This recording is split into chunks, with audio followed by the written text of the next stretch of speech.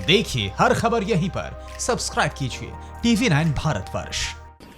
इस मसले को अगर हम शुरू से समझने का प्रयास करें तो state election commissioner निमगड्डा Ramesh ji ने बिना राज्य सरकार से बात किए कोरोना पेंडेमिक के कारण जो त्रिस्तरीय पंचायत चुनाव होने वाले थे उसको अनिश्चित काल तक स्थगित कर दिया, पोस्टपोन कर दिया और कोड ऑफ कंडक्ट जारी रखा। राज्य सरकार इससे बौखला गई क्योंकि चुनाव की सारी प्रक्रिया पूरी हो चुकी थी, केवल चुनाव होने बाकी थे।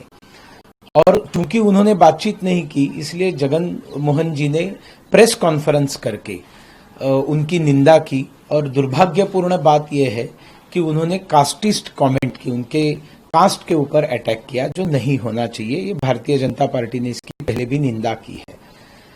राज्य सरकार ने इसके ऊपर हल ये निकाला था कि उन्होंने स्टेट इलेक्शन कमिश्नर को हटाया नहीं, उन्होंने उसका कार्यकाल 3 साल का किया, तो वो अपने आप जो है वो इरिलीवेंट बन गया।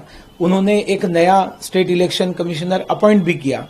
इसके खिलाफ रमेश जी हाईकोर्ट में गए और हाईकोर्ट ने इतना ही कहा कि राज्य सरकार का निर्णय गलत है, वो टेन्योर 3 साल का करना ये निर्णय गलत है।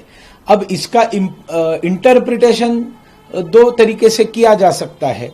रमेश ये कहते हैं कि उन्होंने ये कहा है कि मुझे वापस उस पद को बहाल किया जाए, और राज्य सरकार ये कहती है कि उस ऑर्डर में हाईकोर्ट में ऐसा कुछ लिखा नहीं। उन्होंने कहा कि हमने जो कार्यकाल 3 साल का किया वो गलत है।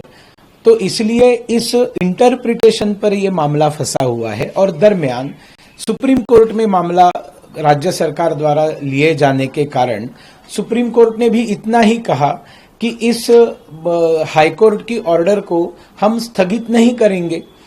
ये सही था, गलत था, या उसका क्या निर्णय, इसके ऊपर अभी सुप्रीम कोर्ट की राय आनी बाकी है। तो राज्य सरकार का वर्जन ये है कि सुप्रीम कोर्ट का निर्णय आने तक इंतजार करते हैं, और ऑर्डर में ये नहीं लिखा है कि उनको वापस स्टेट इलेक्शन कमिश्नर बनाइए। अब गवर्नर ने केवल इतना ही कहा है राज्य सरकार को कल की चिट्ठी में कि आप हाईकोर्ट के आदेश का पालन कीजिए। मामला वहीं जाकर फंसा है कि हाईकोर्ट के ऑर्डर में ऐसा लिखा ही नहीं है कि उनको वापस उनका पद बहाल कीजिए। उन्होंने पद की जो समय सीमा 3 साल की थी वो गलत है, इतना ही उन्होंने कहा है। न्यूज़ टॉप 9 रोज सुबह 7 बजे और शाम 7 बजे सिर्फ TV9 भारतवर्ष पर।